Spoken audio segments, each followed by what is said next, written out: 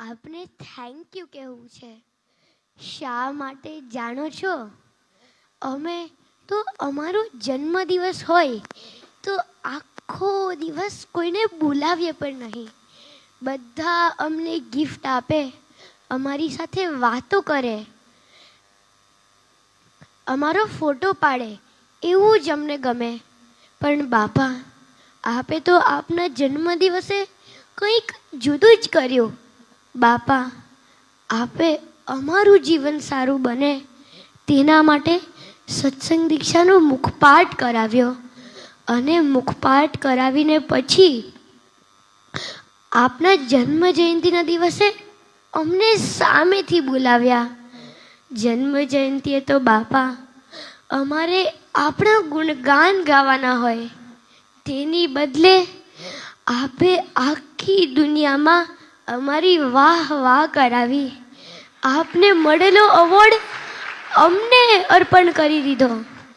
બાપા, આપે અમને કોઈ પ્રકારની તકલીફ ના પડે તેના માટે બધી વ્યવસ્થાઓ કરાવી. પણ બાપા, આપે અમારા માટે પડતી અગવડતાઓ અવગણી નાખી.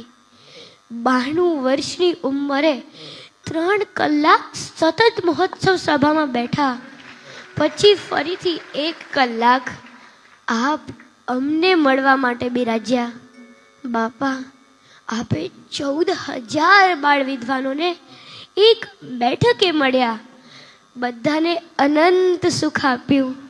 બાપા, આપના આ ઉપકારોની ગાથા ને અમે બાળકો કેવી રીતે વર્ણવી શકીએ?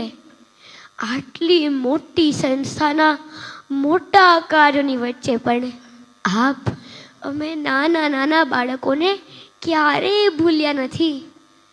બાપા, આપની આ સ્મૃતિઓ અમે ક્યારેય નહીં ભૂલી શકીએ, ક્યારેય નહીં. બસ અમે આપને ગમે તેવું જીવન જીવી આપને સદાય રાજી કરી શકીએ તેવી કૃપા કરજો. બાપા, આપ સદાય અમારી સાથે રહેજો. બાપા, સદાય અમારી સાથે રહેજો.